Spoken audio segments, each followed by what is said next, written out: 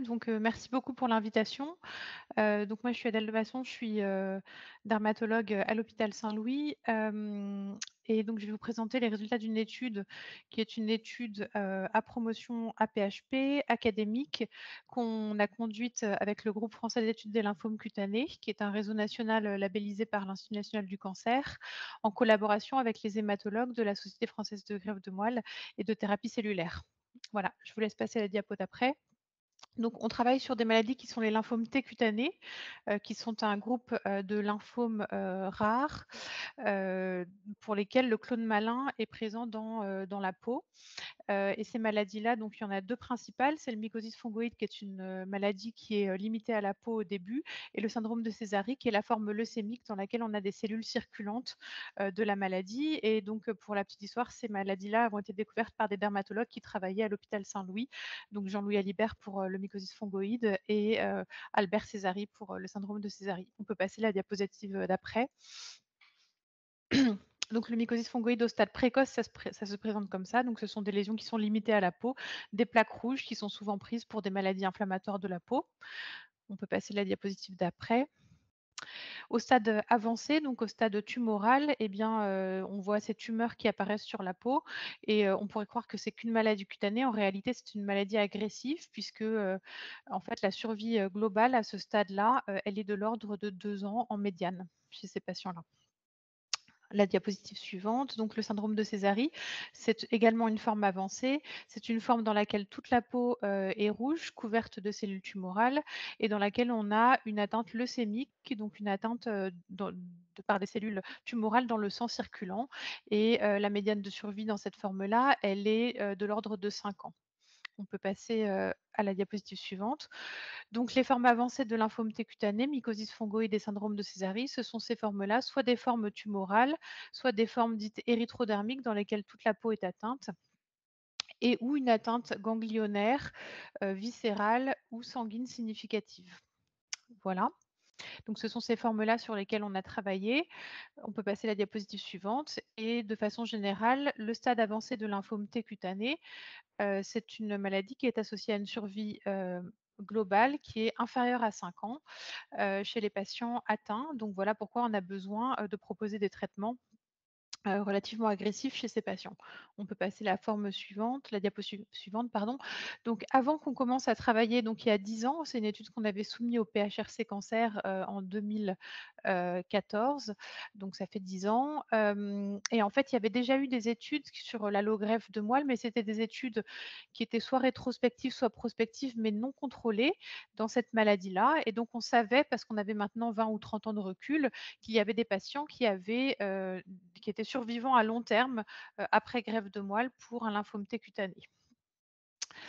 Chez ces patients-là, on savait que la survie globale, c'était de l'ordre de, 30 à 5 ans, et chez les 30 de patients qui étaient encore survivants, à 5 ans, il y avait à peu près la moitié des patients qui étaient en rémission de la maladie.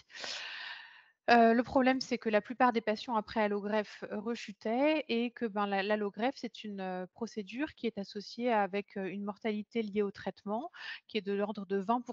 Donc, il y a quand même 20 des patients qui vont mourir juste des complications du traitement, donc de la greffe de moelle et il y a une morbidité importante chez les patients qui survivent qui est liée à la réaction du greffon contre l'autre qui peut parfois être très handicapante. Voilà, donc on avait des informations, on savait que les patients pouvaient être en vie, sans maladie à long terme après une allogreffe. Donc ça, c'est important parce qu'en dehors de l'allogreffe, c'est rarissime, les patients qui, survivent à long terme de cette maladie, et qui sont en rémission de la maladie, sans traitement. Seulement, c'était difficile de savoir si c'était vraiment de l'effet de l'allogreffe puisqu'en fait, on n'avait pas de groupe contrôle, on n'avait pas de comparaison à des patients qui n'avaient pas reçu d'allogreffe. Et donc étant donné la morbidité et la mortalité liées à l'allogreffe, il nous a semblé important de mettre en place une étude prospective, contrôlée avec, donc un groupe de patients non allogreffés et de suivre de façon prospective, l'évolution des patients greffés et non allogreffés pour un lymphome T cutané. On peut passer la suite. Donc ça, ce sont les références. Donc l'étude qu'on a mise en place, il y a 10 ans, c'est cette étude-là. Donc le design, c'était de prendre des patients, qui avaient un mycosis fongoïde ou un syndrome de Sézary, un stade avancé de la maladie, au moins un facteur de mauvais pronostic, et en fait, on les incluait donc on peut passer, la suite. On les incluait ces patients en rémission complète ou partielle de la maladie et ensuite de 2 choses l'une, soit ils avaient un donneur pour l'allogreffe, donc tout le monde n'a pas un donneur pour l'allogreffe. Il faut avoir un donneur compatible de moelle osseuse qui peut être soit un frère ou une sœur ou un donneur, sur fichier ou parfois il y a des donneurs un peu plus alternatifs. Il y a des patients qui n'ont pas de donneur et donc en fait les patients qui avaient un donneur recevaient une, greffe de moelle, donc en rémission complète ou partielle et les patients qui n'avaient pas de donneur, recevaient un autre traitement qui n'était pas standardisé dans le groupe contrôle, le meilleur traitement, selon le choix du médecin. On peut passer la suite. Alors, c'est une étude qui, du coup, n'est pas complètement randomisée. C'est ce qu'on appelle une randomisation mendélienne, puisqu'en fait, c'est basé sur la génétique, c'est le fait d'avoir ou non un donneur. Mais malgré tout, ça peut comporter des biais. Donc, il peut y avoir des différences dans certains facteurs pronostiques à l'inclusion des patients, comme l'âge du patient, le type de maladie, le stade de la maladie, l'existence ou non d'une transformation, qui est un facteur de mauvais pronostic, le nombre de traitements reçus avant l'inclusion et donc tout ça a été pris en compte dans une analyse qui s'appelle une analyse, par score de propension, qui est une analyse statistique qui permet d'équilibrer un peu les groupes, et donc de prendre en compte ces potentiels biais dans une étude qui n'est pas complètement randomisée. Le, critère principal de jugement de cette étude, c'était la survie sans progression sur la population en intention de traiter, c'est-à-dire que, on prend en compte le type de traitement qu'on voulait donner aux patients initialement. Les patients qui avaient un donneur et qui devaient être greffés, il y en a certains qui ont progressé rapidement après l'inclusion, qui n'ont pas reçu de greffe. Ces patients-là, on les garde dans le groupe greffe, même si, forcément ils désavantagent le groupe greffe puisque c'est des patients qui ont plutôt un mauvais pronostic, mais c'est la façon correcte d'analyser les données de façon statistique. Donc, on a regardé la survie sans progression des patients en comparant les patients qui avaient reçu une greffe et donc les patients du groupe allogreffe versus les patients du groupe contrôle. On peut passer la diapositive d'après. Donc, on a inclus 99 patients, 55 patients dans le groupe allogreffe et 44 dans le groupe non allogreffe, des patients qui avaient en médiane autour de 50 ans, qui avaient une maladie de stade avancé, comme on l'a dit, et notamment un stade 4, hein, donc le stade le plus avancé de la maladie pour la majeure partie des patients. Une majeure partie des patients qui avaient une transformation à grande cellule qui est un facteur de mauvais pronostic et un nombre médian de traitements systémiques reçus qui était de 3. Donc des patients qui avaient déjà été plus ou moins pré-traités, donc des patients relativement graves dans les 2 groupes. On peut passer la diapositive d'après.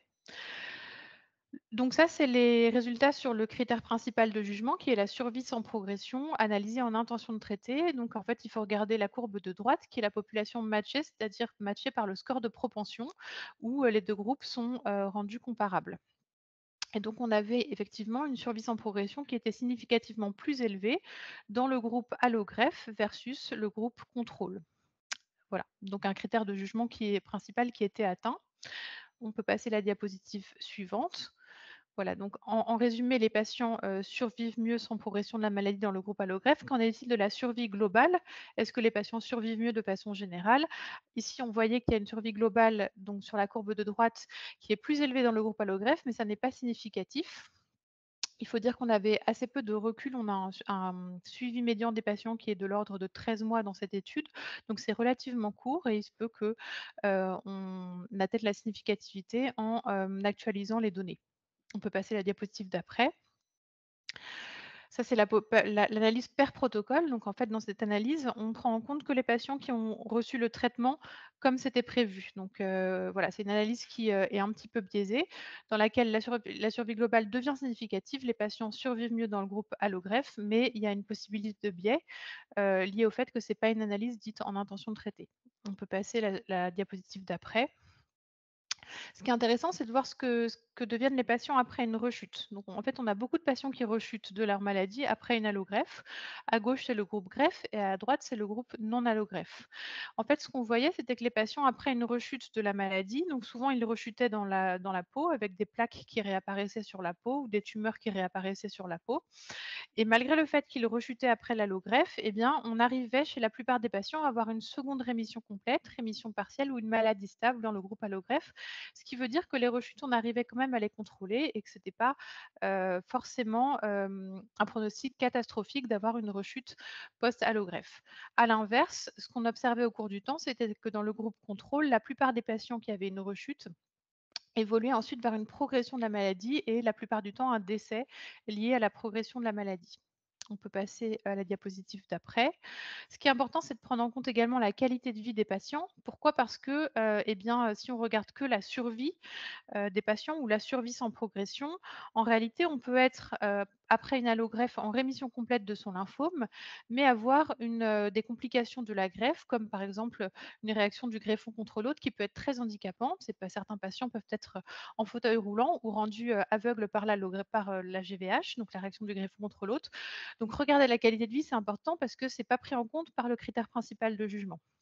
Ce qu'on voyait, donc en fait ici c'est le Skindex, ce score plus il est élevé, donc plus les histogrammes sont hauts et plus la qualité de vie est mauvaise.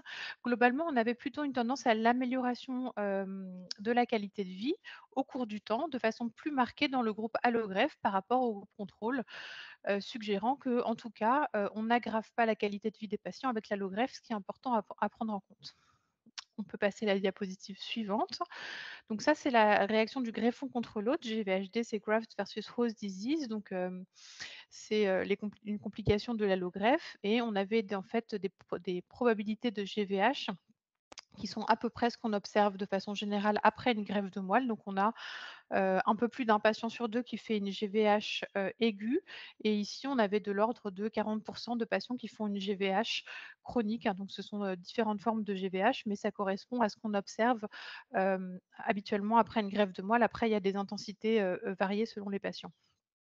On peut passer la diapositive d'après. Donc finalement, cette étude, c'est une étude, qui a quand même quelques limites. Alors c'est un échantillon qui est relativement réduit, 99 patients, mais en fait, ça correspond, au fait qu'il s'agit d'une maladie rare et ça reste quand même une étude, multicentrique, nationale. Il y a un problème d'hétérogénéité, c'est sûr, puisqu'en fait, on n'a pas pu standardiser le traitement dans le groupe contrôle. Pourquoi? Parce que, c'est une maladie qui est très hétérogène. Les patients ont reçu différents traitements avant l'inclusion et donc on pouvait difficilement standardiser le traitement dans ce groupe-là, mais ça introduit une hétérogénéité.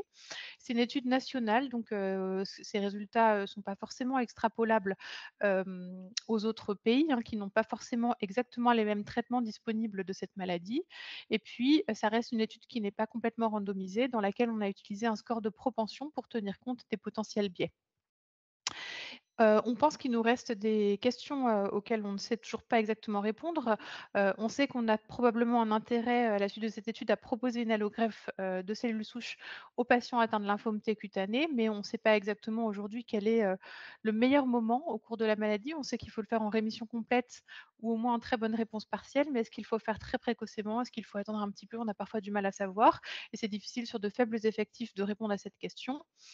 Quel est le conditionnement idéal? Donc avant la greffe, les patients reçoivent un conditionnement qui peut être de la chimiothérapie ou de la radiothérapie. Aujourd'hui, on a trop peu de données pour savoir exactement quel est le conditionnement optimal.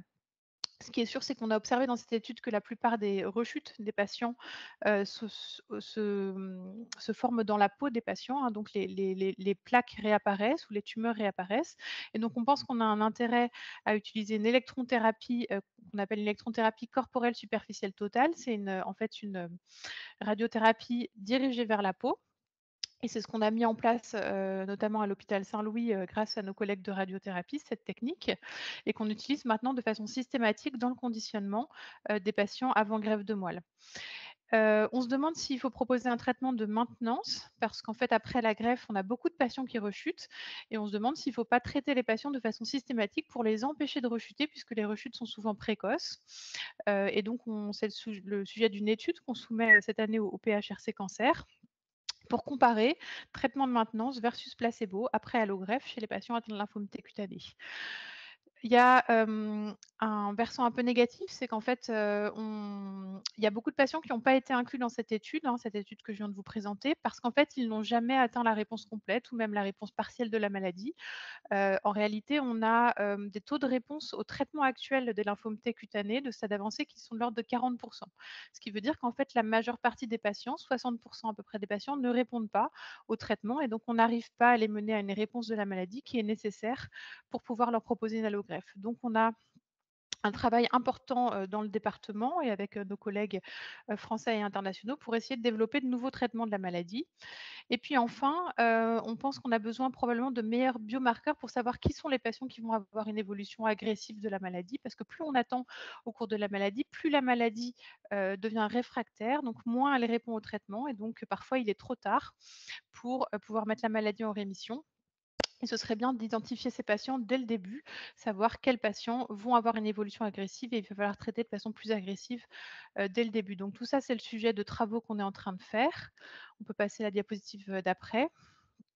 Donc ça, c'est le sujet d'un projet qu'on a, soumis, à l'appel à projet recherche hospitalo-universitaire, dans la 6e vague et qui a été accepté, qui est un projet qui s'appelle SPRINT, qui fait intervenir l'AP-HP comme, partenaire, un des partenaires principaux. C'est coordonné par l'université Paris-Cité et on va travailler avec nos collègues également de Bordeaux, de Lyon, de l'INSERM et puis, des, laboratoires pharmaceutiques pour essayer d'améliorer la prise en charge de ces maladies-là et donc notamment d'identifier précocement les patients à haut risque d'évolution agressive, de développer de nouveaux traitements de cette maladie-là et de développer de nouveaux biomarqueurs. On peut passer à, la diapositive suivante. Donc ça, c'est le consortium, de ce projet Sprint, qu'on coordonne donc à l'université et auquel participent de nombreux collègues de la PHP, donc Maxime Battistella en pathologie, également Lucie Biard en biostatistique, Isabelle Durand-Zaleski pour le côté médico-économique et puis nos collègues des Hospices civils de Lyon, du CHU de Bordeaux, de Domaine Therapeutics, qui est un laboratoire pharmaceutique qui est à Strasbourg, et de TerraPanacea, qui est une société qui fait de l'intelligence artificielle dans, le traitement du cancer. Voilà, on peut passer à la diapositive suivante. Donc simplement pour dire qu'à la suite de cette étude, hein, qui est une étude, je le rappelle, à promotion, AP-HP, donc vraiment académique, nationale, hein, financée par le PHRC Cancer, que je viens de vous présenter, eh bien les recommandations européennes, ont, changé et donc maintenant l'allogreffe de cellules souches, hématopoïétiques est recommandée donc dans le traitement des formes avancées de lymphome T cutané dans les recommandations européennes. Ici, ce sont les recommandations EORTC, donc des recommandations européennes internationale et donc elle est recommandée, en seconde ligne pour, le traitement, de ces formes avancées de lymphome T cutané avec un niveau de preuve 2. Voilà, je pense qu'on peut passer à la diapositive d'après et voilà, donc j'ai terminé. Je voulais remercier surtout, les gens de, mon département de dermatologie à l'hôpital Saint-Louis, nos collègues d'hématologie et transplantation, notamment Régis Peffaut-de-la-Tour, qui est chef de service, d'hématologie greffe à l'hôpital Saint-Louis, qui était, principal investigateur de cette étude et puis, nos collègues de l'unité de recherche clinique, notamment Sylvie Chevret, qui a fait toute la partie biostatistique, de cette étude. Bien sûr, l'INCa qui a financé l'étude, et puis tous les centres qui ont inclus des patients, en France. Donc cette étude, elle a été publiée dans Lancet, l'an dernier. Voilà. Je vous remercie de votre attention. Merci beaucoup, professeur, pour ces éléments de présentation. C'était très clair. Je vous propose qu'on passe sans tarder à la séance de questions-réponses. On en a déjà reçu quelques-unes pendant votre présentation et je vais repartager sans tarder l'écran pour qu'on puisse les avoir.